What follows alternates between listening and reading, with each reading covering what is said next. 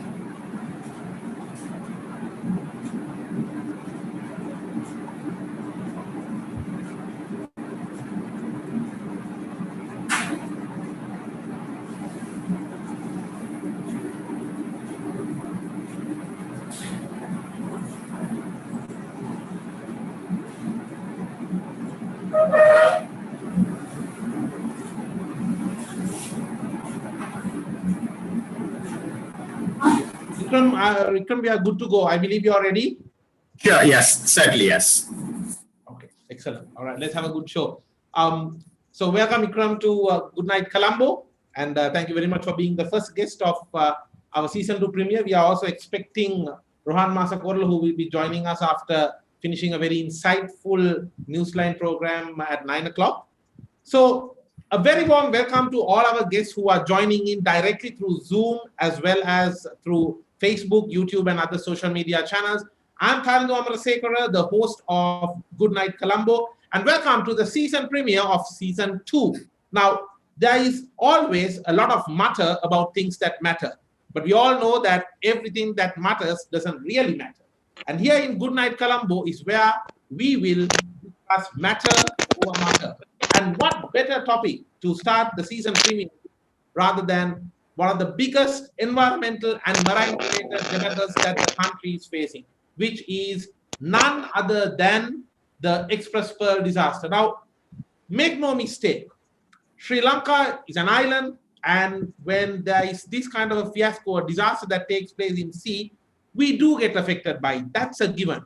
But one of the main things that we need to understand here, in my view, is that the definition of insanity is when we keep repeating the same thing and expecting different results. For far too long, this kind of a disaster has been something in the making. It was something that was bound to happen. We saw a warning sign through the MVT Diamond, but the real question is, what did we do about that? What did we do with the lessons we learned from it?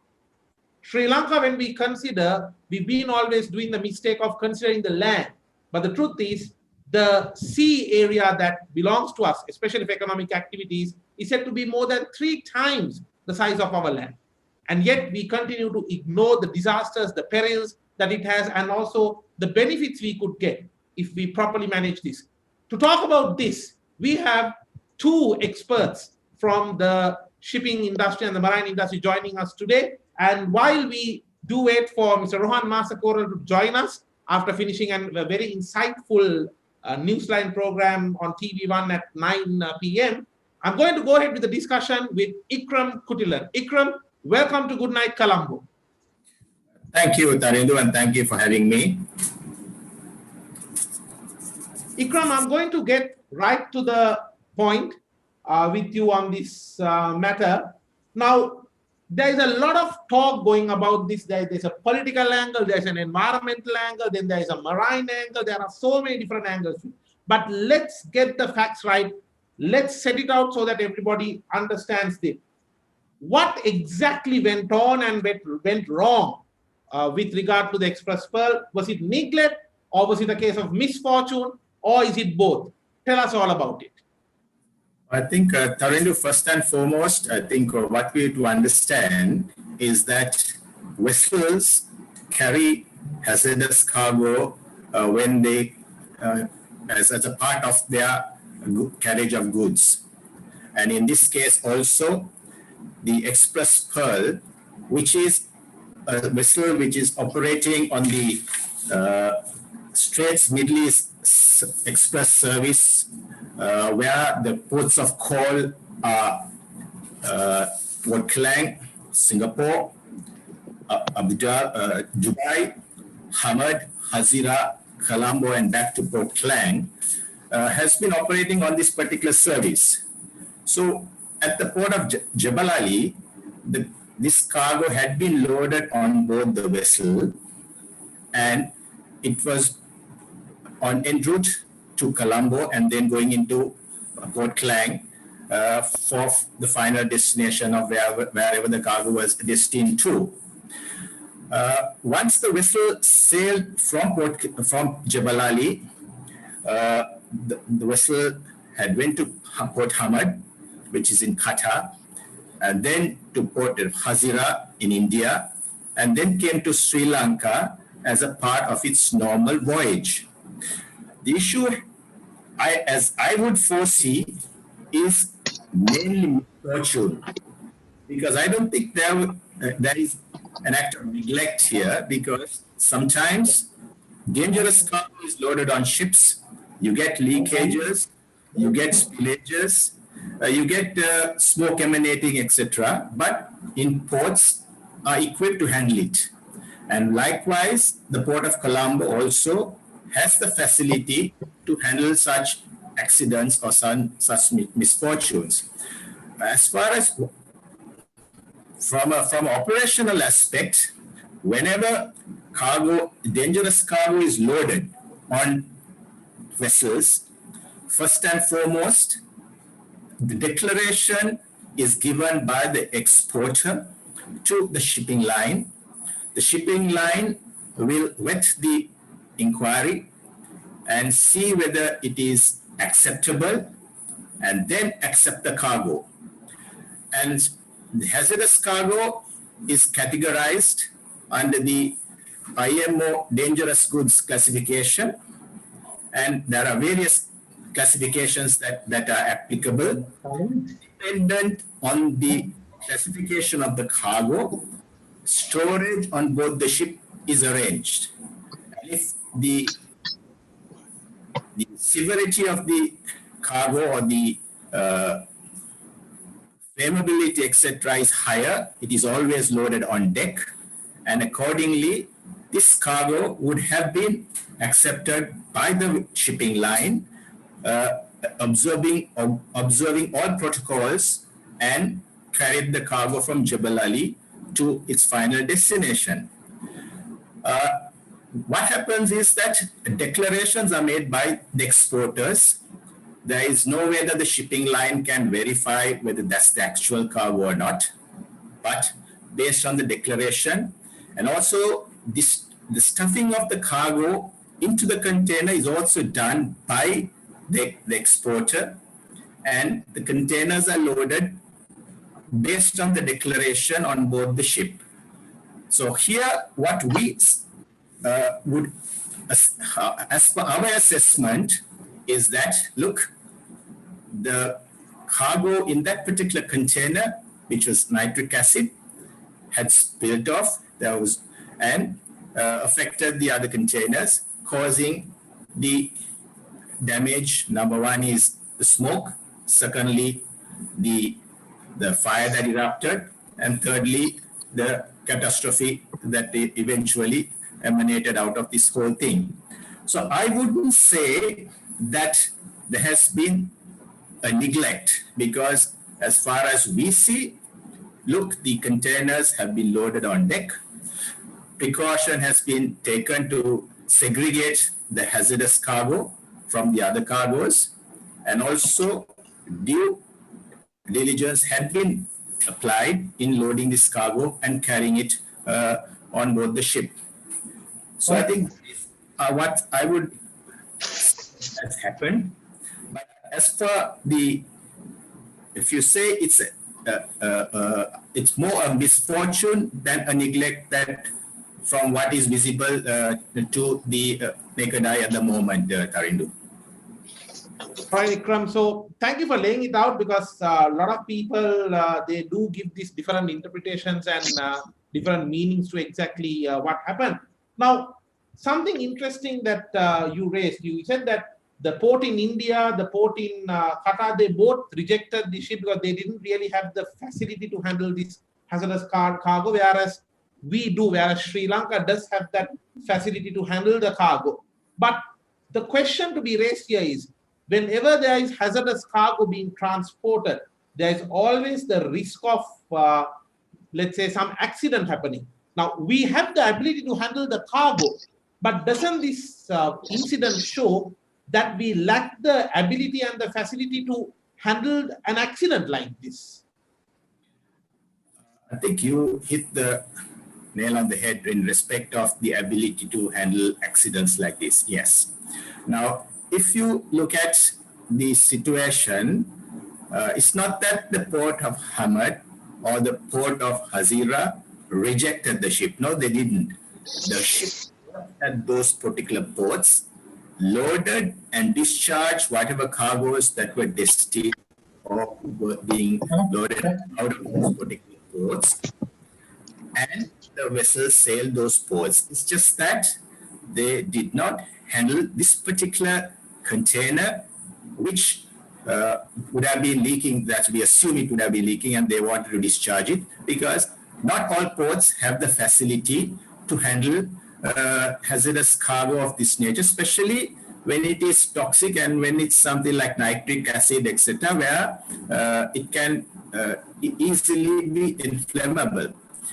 So as far as we are concerned, the Port of Colombo, yes, we are a transshipment hub.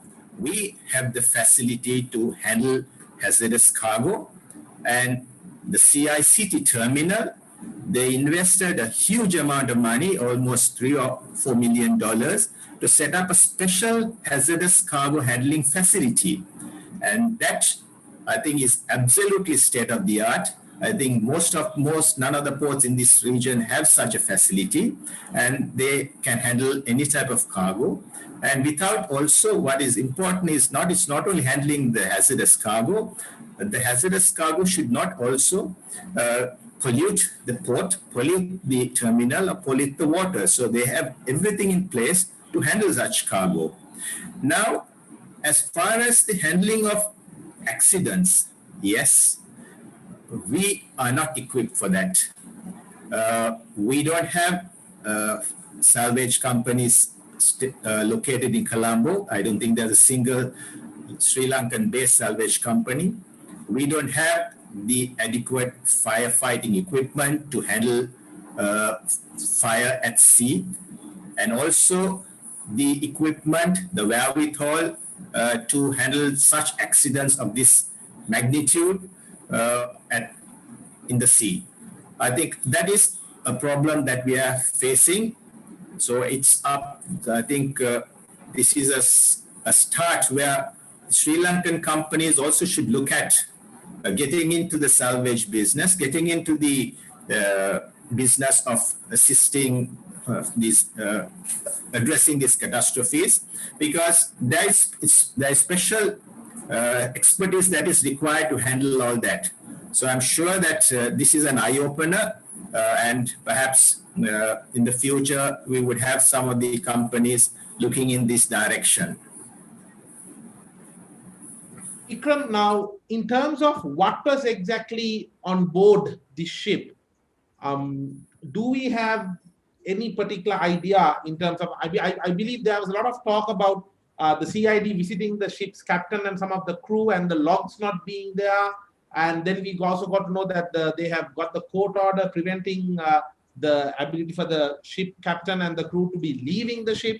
There was also to be very honest, Ikram, I found this to be a comedy of errors to a certain extent, because first we had certain politicians going and trying to boast the fact that the fire was doused.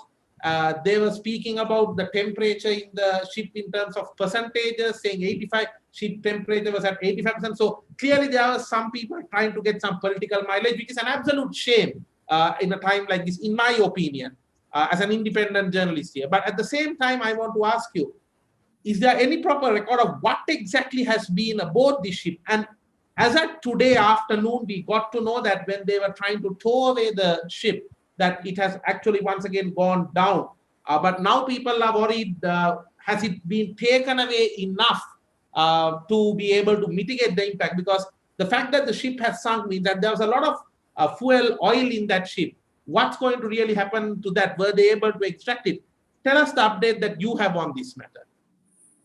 Tarindu, this ship carries all types of cargo.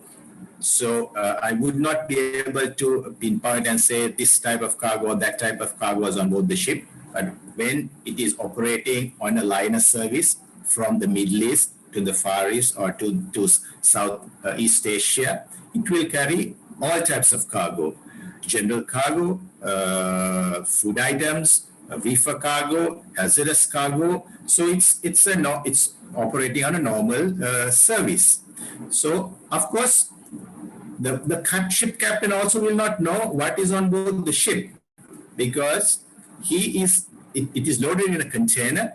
The containers are loaded on board, and perhaps he will be only notified of any hazardous cargo that is being loaded because he has to arrange special storage for that. And also, if there is reefer cargo, there is special storage that is arranged. Now, in respect of any other cargo, the captain won't know, but the port of loading has they prepare what they call a manifest, which is the description and the details of all the cargo that is loaded from the port and that is on board the ship, and that is submitted to the authorities as well as to the destination port, so that they could facilitate the discharge of the cargo at the destination of the transshipment port and delivery at the ultimate destination. Now, in respect of the comedy of errors, yes, perhaps maybe on the first instance when they were able to douse the fire which erupted using whatever equipment that we had, perhaps maybe everybody thought it was over and done with. But unfortunately, the fire re-erupted because of the contaminants moving into other containers and infiltrating and creating the fire, which eventually spread towards the ship. Now, as far as we are concerned, true, first thing that they do is that they will question the master to understand whether there was any sabotage, whether there was any neglect, or whether there was anything that happened which is not in the mainstream of activities or which had been hidden. So, and also the police will also try to restrict the master from leaving the country so that they could continue with the investigation. I think beyond that, I think what we have to understand is that as far as any cargo coming into Sri Lanka and any cargo being discharged in Sri Lanka, information is given to the Ports Authority and the customs by way of submission of manifest, so that you will know exactly what is being discharged here and what is being transshipped here. So there is nothing, of course, all the declarations are based on what is being declared by the exporter at the port of origin. So that is that you must ensure that if the port of origin declares a wrong commodity, because we've also seen some of the ports of origin, the exporters saying that the cargo is general cargo, whereas they load hazardous cargo. So if that's the case, it's misdeclaration by the exporter, and that is a serious offense. And why they try to do that is because when you carry hazardous cargo, the shipping lines charge a premium for hazardous cargo, because of the additional safety factors that they need to ensure, and also the risk factors, etc. So as in this particular instance, the ship coming into Colombo, yes, they would have declared, they would, and none of the vessels arriving in Colombo are permitted to enter without a dangerous cargo declaration being made to the Ports Authority, and especially the safety section of the Ports Authority, which comes under the navigation section. And certain commodities, you also have to get the Ministry of Defense approval for the cargo either to be discharged or even to be in transit, because depending on the category of hazardous cargo that's on board, because the Ports Authority also has a categorization of hazardous cargo, in addition to what is as per the IMO dangerous cargo declaration. The Ports Authority also have their own classifications, and based on that, if there is hazardous cargo, if there is any other cargo, that has to be declared. And also, what is important is that if such a declaration is not made, then, and if the Ports Authority finds out that there is hazardous cargo and not declared, then certainly the vessels are penalized, and the agent is also penalized, because the declaration is lodged by the shipping agent locally based on the information received from the ports of loading, the principals, and eventually from the ship. So then that is where it goes. And also what must be understood is that this particular instance, the vessel had declared, I think when the vessel was at anchorage, had declared that there was a leaking container. So that had been transmitted to the safety section of the Sri Lanka Ports Authority, and approval was sought for rehandling the container in Colombo when she berthed at the assigned berth at CICT. So all that had been done. So it's just that the time gap, the when it happened, etc. There are some questions that are being asked. So I think that will eventually unfold when the investigations are carried out. Ikram, let's talk about the current status. The fact that I believe they were towing it away into deeper sea today, but in the process, as we know, as at now, the ship has sunk. By today midday, I believe it had sunk.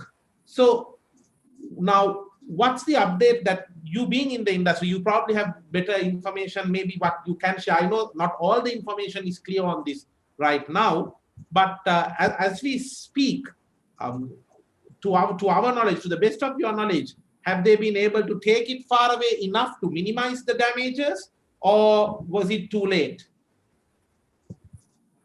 I think I am not 100% sure of the current status, Tarinu, but from the information that I have received is that based on the instructions that were given yesterday to tow it as far away as possible, so that number one, it will not impede any movement of vessels into Colombo port, etc.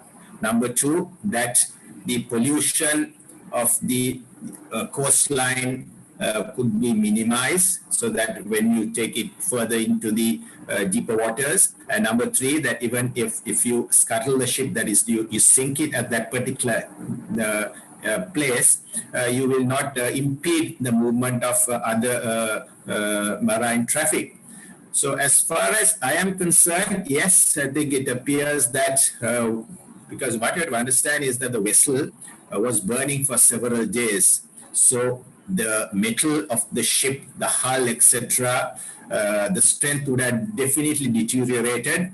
And when there is pressure put, or when you start pulling it, etc., it could have broken, it could have cracked, and it would have sunk. So I really don't know at what stage it has sunk, or what stage it has. What I was only made to understand is that it had touched ground. So I'm not too sure whether it has completely sunk or not. I cannot verify that.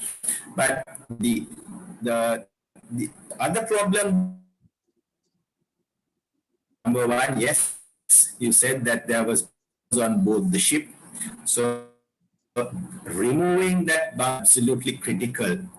We don't remove the bunkers, then that is another oil spill, another catastrophe, and also further pollution of the beaches and the waters around the western province and around Sri Lanka. So I think that's the current status, Tarindu, as far as I know. Ikram, let's. Thank you for that. I think. Yes. I think as we go along, we will probably over the next few days we will know the exact situation. Especially by tomorrow morning, I believe the media will have a better update as well. Also, a quick reminder for those who are watching. Yes, we are awaiting the joining of our next guest, who is Mr. Rohan Masakorala. He will be joining us shortly around just after 9 o'clock. Most of the Newsline program finishes. And we have been having the privilege of speaking to Ikram Kutilan, who is the chairman of the Ceylon Association of Shipping Agents. Ikram, now let's talk about the next step, the damages.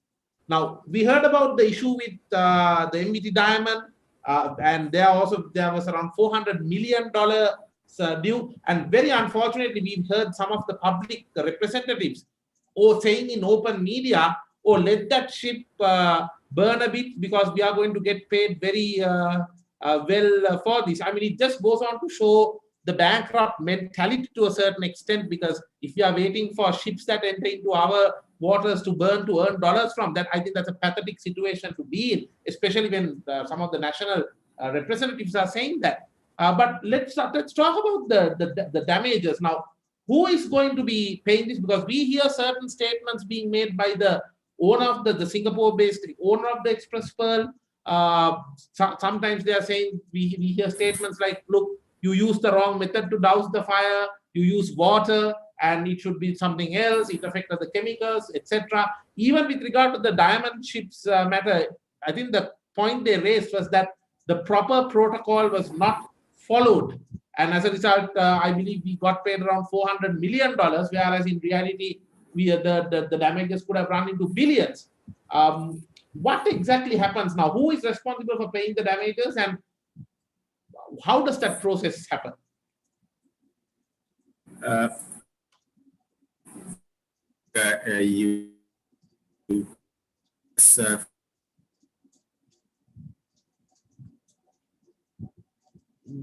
Ikram, we can't really hear you right now.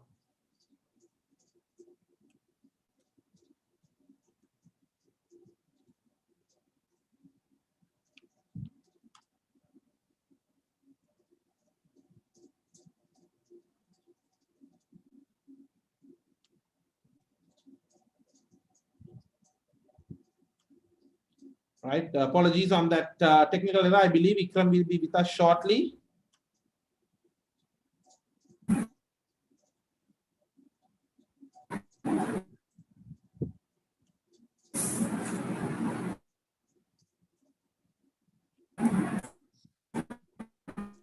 So just a quick reminder for all our guests who are joining in, you are with the Season 2 premiere of Good Night Colombo with Tarindu. It's been an absolute insightful discussion so far with the chairman of the Ceylon Association of Shipping Agents, Mr. Ikram Kutilan. And we are also awaiting the arrival of Mr. Rohan Masakorala, the CEO of the Shippers Academy, who will be speaking to us on some of the other facets of this Xpress Pearl fire-related disaster, which has been an absolute massacre in one sense of so many facets of ocean-related economic activities, including the impact it can have on tourism, the impact it has on fisheries. Already we see the damage that is affecting our shores, the amount of microplastics that are getting washed up. One would say that this is only the beginning, and it would be dreadful to think of the real impact. I believe we have Ikram with us again. Ikram, you're there?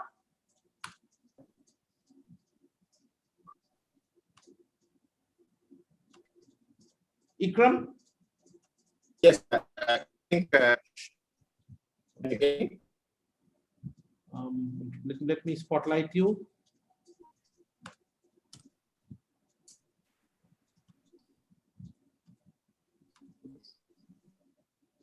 Ikram, I still can't. Yes, I can see you now. I can see you now. And at the same time, I do take the privilege of welcoming Mr. Rohan Masakorala, the CEO of Shippers Academy, who is just now joining us, having finished a very insightful newsline program. Thank you, Rohan, for joining us. We are going to come to you very shortly. Ikram, I believe we still have you.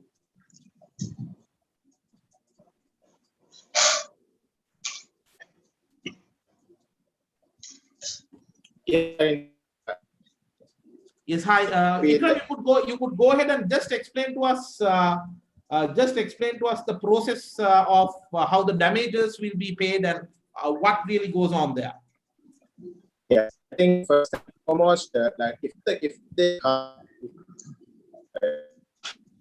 damage was that can be such a damage, basically, because it appears that the whole ship is no it could be salvaged. It becomes totally different altogether.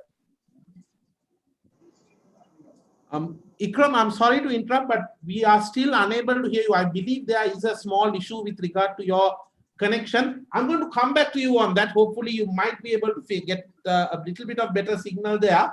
Rohan, welcome to the season 2 premiere of Good Night Colombo. It's an absolute pleasure to have you with us. And despite a busy schedule, I know you've been having Zoom calls and meetings since 3 o'clock. You are definitely, along with some of the industry lead figures like Ikram, you are definitely the man of the hour or the man of the week, I would say. You seem to be on, you change the channel and Rohan is there. So this just goes on to show, Rohan, the amount of recognition you have with regard to matters relating to the shipping industry and such issues. So welcome to Good Night Colombo. It's an absolute pleasure to have you. Thank you, Tarindu. I hope you can hear me clearly. I can hear you loud and clear. I can hear you loud and clear, Rohan. Rohan, Ikram, just to give you a brief, so Ikram has so far enlightened us about what really happened, what went on, and certain actions that were taken after that, and a bit of the current status and situation. But I want to come to you and just ask, because rescue operation is one of your specialties as well. When this incident really happened, now we initially saw some of the public representatives going there. It did. Let's be very honest. I know I don't want you to comment on this, but let's be very honest. There was a bit of political drama involved. All right, that's the reality. And after, I don't want you to comment, but that's the reality. But after that, what kind of? And we heard that the fire had been doused. Everything is okay, etc. But then again, we saw the fires began to start, it was raging again, and the fire had spread to some of the other compartments, and the problem was back on in a jiffy. But what kind of rescue operations took place with regard to this Express Pearl ship and the associated fire? So from where you started, I must say, don't be surprised. Nothing is out of politics in Sri Lanka. So whether it's a ship or aircraft or a farmer or the ocean or anything, everything has politics in it, and it comes in good, bad, and the ugly. So that is part and parcel of our life in Sri Lanka. But in terms of the ship, I must say, in my opinion, the first thing in this kind of a situation, okay, first of all, let me explain. I believe Vikram would have told, there was no distress call by the captain at any port. Even until it arrived in Colombo, there was no distress call or distress reported to the director merchant shipping of any of the ports before it called Colombo. So it called Colombo and anchored, and then it had a initial fire reported. I think the harbor master has given the sequence of events. The first thing you have to do is save the lives. So that was the people who were on board were taken out, and then the fire action was taken to douse the fire. Obviously, what ended shows that Sri Lanka doesn't have the capability to douse a fire of that nature, and we had to depend on foreign country vessels to come in and foreign experts to come in, and that took some time. So that also would have aggravated the situation, because we don't have that kind of major equipment in Port of Colombo to handle such a big fire, and the result we have all seen. So the rescue operation, of course, as I said, first the lives, then the ship itself and its cargo to be rescued by the respective port authorities where the ship has sourced its services. So we are bound by servicing any ship who is in distress to support that ship's requirement. But if we can't do something, of course, we can always say that we don't have that particular equipment or something that we don't have. We can always say you can go to the next port. So that is why it was until the unfortunate whole thing got more or less burnt and the ship got semi-sunk by this morning. Rohan, let me just get this right. Now, we are an island. We talk about how I believe we have hundreds of ships passing our coastline, and they go passing this very busy shipping route which we are adjacent to. You'll probably know the exact number of ships that go passing our our waters on a daily basis. But are you saying that despite all this potential being there, I mean, at this rate, based on what you're saying and what Ikram said as well, how poorly prepared we are to handle such incidents? I mean, aren't we sitting on a ticking time bomb with regard to this? Because even tomorrow there can be another vessel that is having similar cargo that goes into distress, decides to come to Colombo, and we are in a similar problem. And what did we learn from incidents like, for example, the ship named Diamond? And it was a close call, but this clearly shows that we haven't really learned anything and implemented any corrective measures. Am I right? You are quite right. Unfortunately, as a nation, we talk a lot. We brag about our location for the last 30 years. I just finished a program. I said I have got my gray hair talking about the location. We have not moved away from the transshipment position, which was started in the late 80s, early 80s. We have moved and grown only in the transshipment business and a little bit of bunkering. But therefore, we are not even categorized in the world as a maritime center or top maritime ports in the world. We are not in even the first 50 list, to get it correct. Of course, we are in the list of top 21 or 22 in terms of volumes handled as a transshipment hub. So we've been bragging about this, but we have not created the conducive ecosystem and the environment that Sri Lanka transformed into a major maritime hub like Singapore or Dubai. Actually, Dubai came way behind from us and has overtaken us and gone miles apart. So it is due to lack of policy being implemented, not that lack of knowledge. There are enough knowledgeable people in Sri Lanka to guide and tell, but whether it is being listened to and done or just react on knee-jerk positions to situations and then keep quiet. You're right, the new Diamond should have been a major lesson to Sri Lanka. We should have been start investing in this equipment and realize, as you said, 300 ships go up and down passing the southern coast of Sri Lanka. And if you look at the satellite map, it's scattered with ships, this part of the world. So we suppose having that equipment actually helps us to earn money also, and also the confidence of international ship operators that Sri Lanka is a place that you can rely for anything. Unfortunately, we call ourselves hub, and we call all including India, which is not a hub, to help us to support this situation. Of course, they are bound by law to help us when we ask, but the speed of response can be much slower when we don't have our own equipment upgraded, technology upgraded, and we don't act professionally. Because why I say is we don't act professionally here is not the harbor master or anybody else. I have not seen a single statement by the director merchant shipping, who is the department of in charge of this division, the regulator of the maritime industry of this country.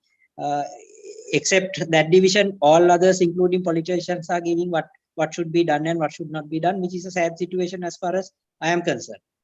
Yeah, Rohan, because we hear some politicians say, let it burn a bit, let it burn a bit because we can get some dollars from it as well. I mean, this is absolutely crazy statement. If we are having to depend on ships burning and the damage we get from that, this is similar to Ethiopian pirates. The Ethiopian government at one point, the Somalian pirates, where at one time they were very happy because the pirates would loot and bring some resources. Then we are becoming no better than that by such statements. Exactly. So we should be ashamed of ourselves. We should be ashamed of such legislators. We as a people, as a nation, it's a pug on our face. That is why we don't get respect when we travel to other countries by other border authorities, because they think we are all Sri Lankans are like this, don't care, issue statements that are absolutely irresponsible.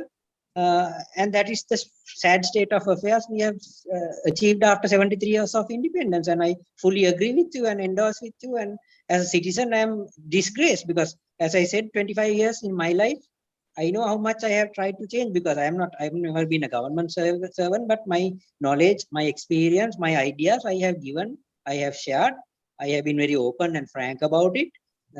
People don't sometimes like it. But I feel what I have to tell, because it's my country, next generation, because I live for another 30 years, I'll pass off. What a country we are going to leave. Isn't it sad? Everybody gets into political camps and just forgets what is policy. Policy is number one, not political camps.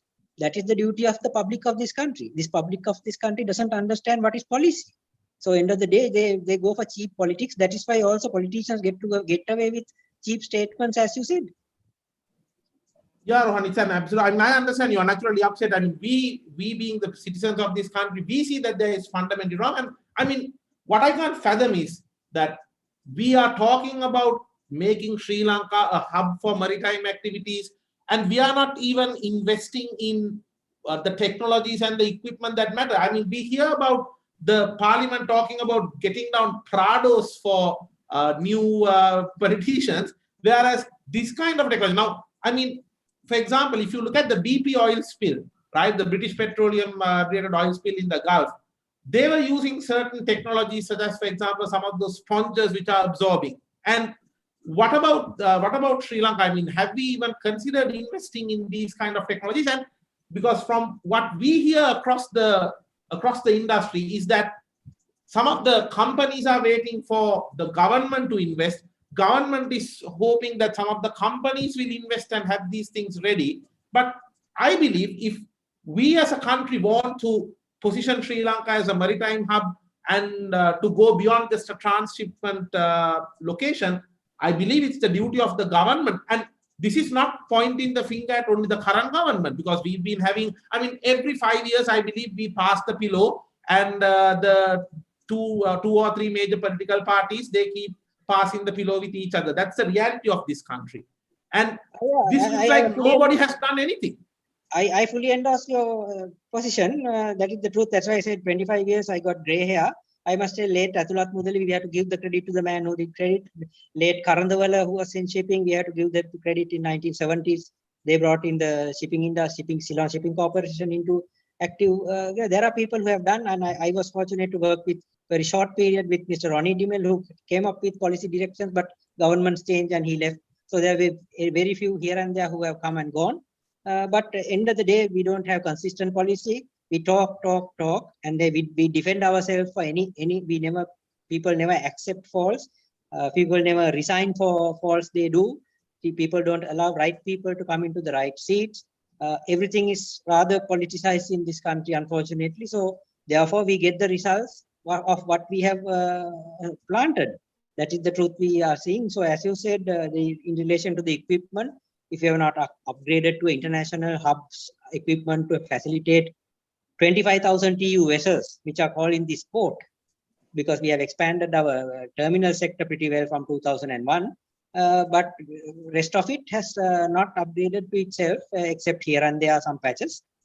So we cannot call ourselves a maritime center, and there's a lot of work to be done. And whether people who want to do, I'm sure within the Ports Authority and other institutions, there are so many people who want to do the right thing. Question is whether they have been listened to.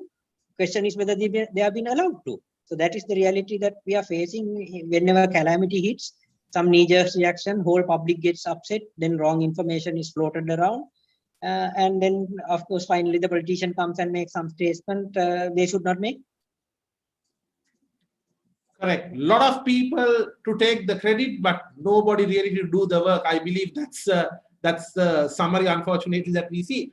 Rohan, as an experienced person in this industry, what could have been done differently from the point of time that the ship came into contact with the local authorities? I mean, they probably entered our waters after contacting the local authorities.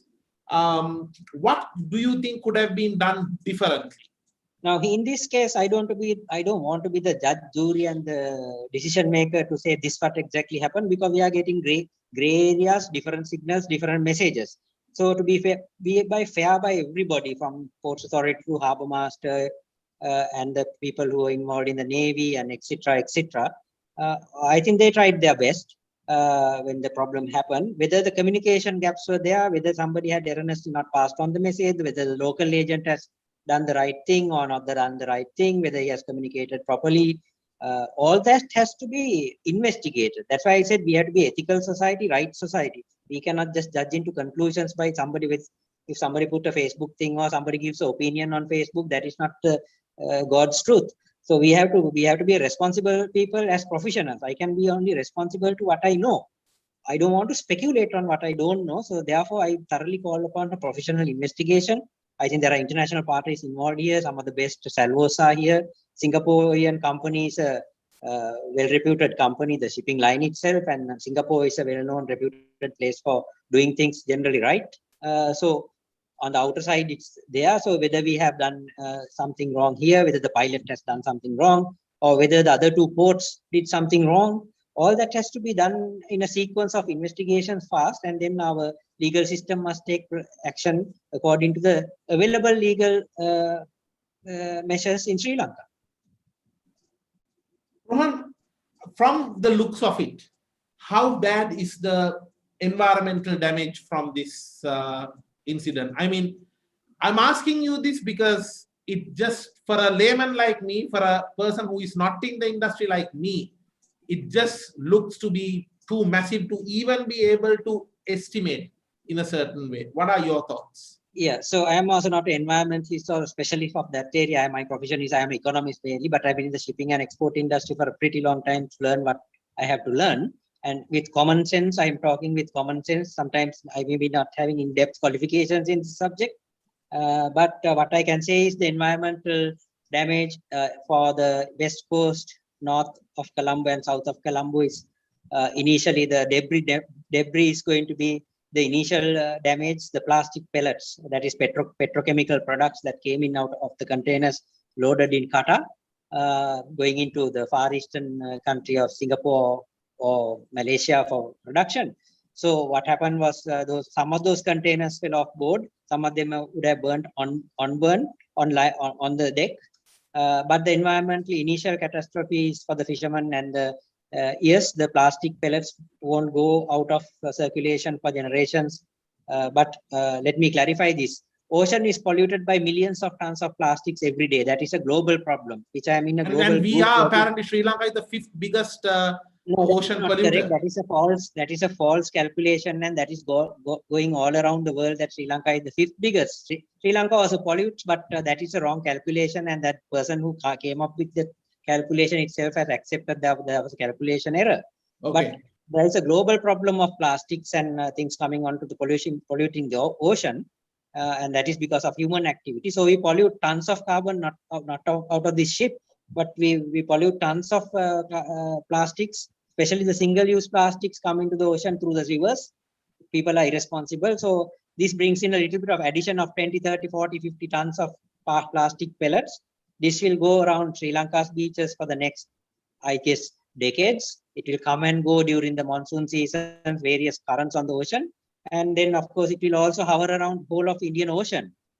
For generations to come, these things will be there unless the world finds new technology and new methodology to clean up the ocean, which I am also part of an international body trying to stop this single-use plastic as a individual effort.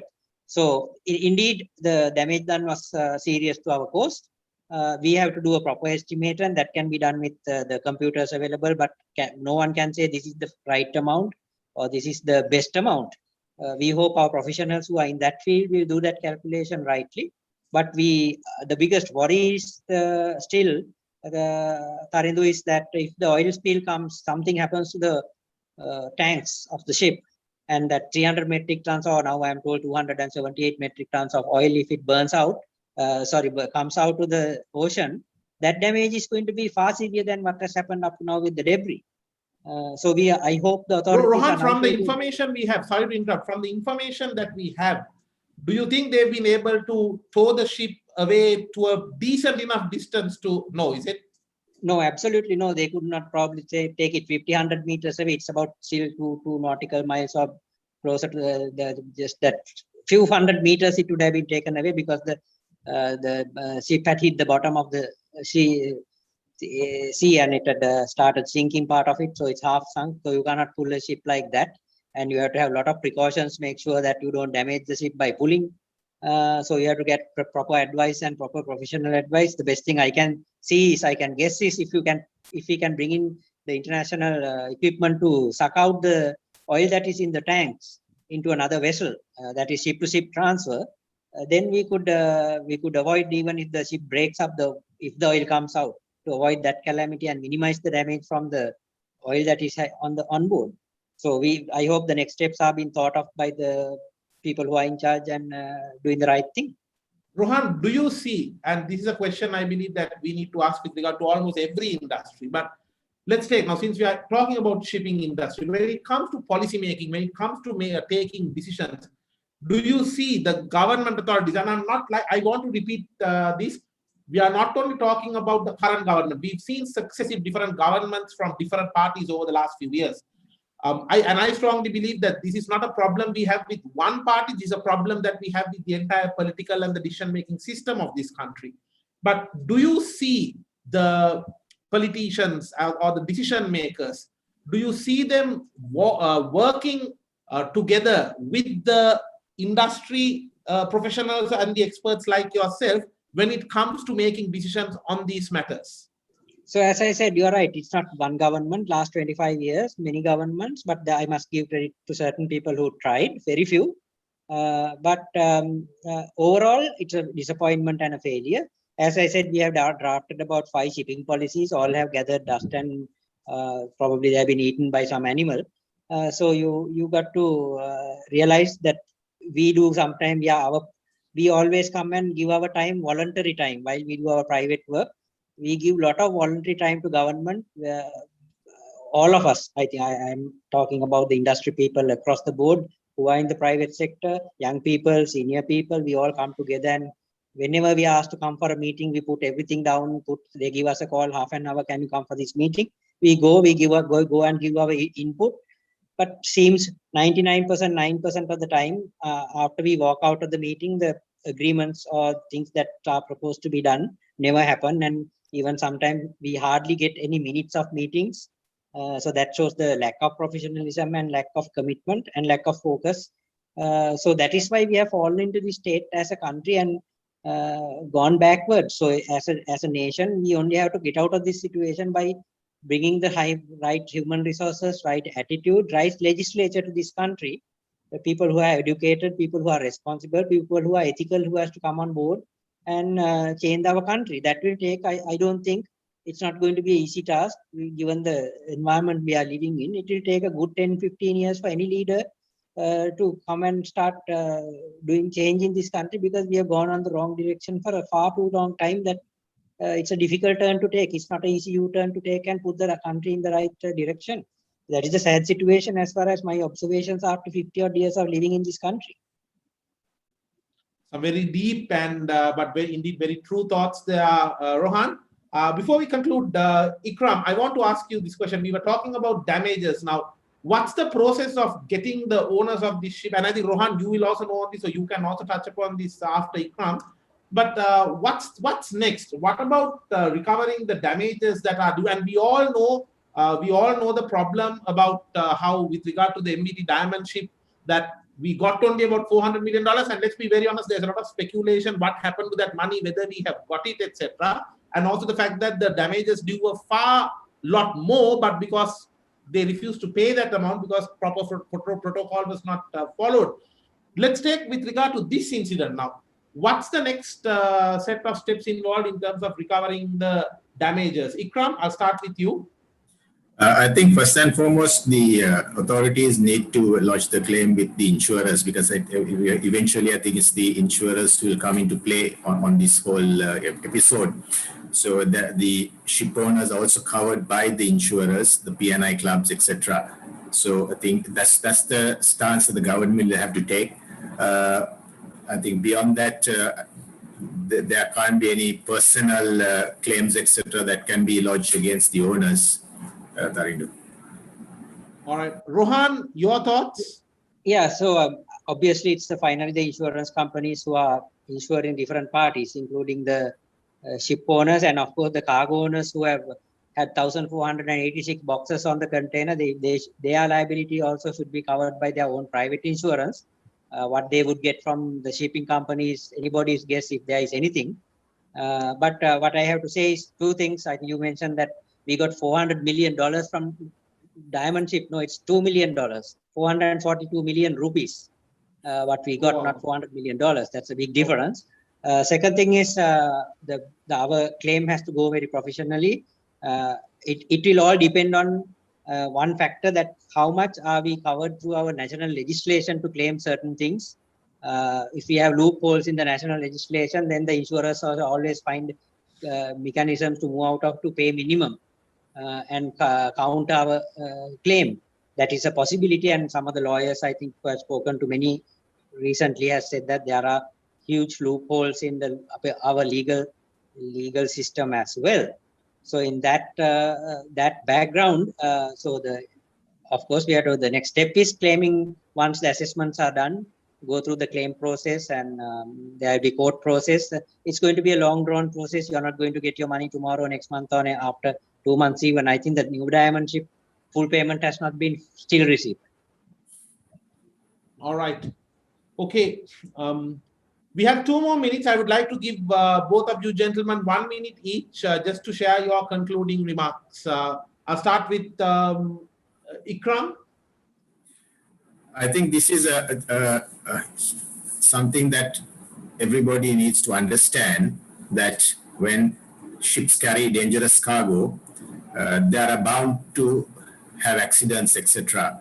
So we, as a maritime hub that we aspire to be, we need to have the facility to handle such type of accidents.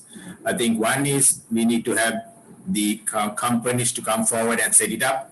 The government should have the legislation, and they should also be able to facilitate setting up such companies through the private sector. And because if not, we'll be just another port like any other wayport, and we cannot call ourselves a maritime hub. So that this is something we have to take out of this lesson that we need to take out of this disaster.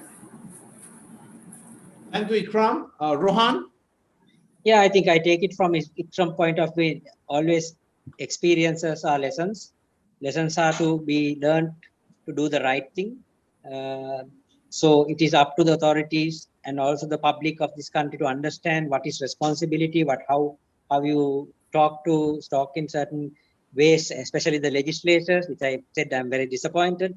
And then the way we have invested as governments, where we have given focus on the sector, although we think talk in every forum, every international forum, somebody writes a report, gives a speech, and everybody goes, and from ambassadors to politicians goes and talk all around the world that Sri Lanka has a big hub and all that.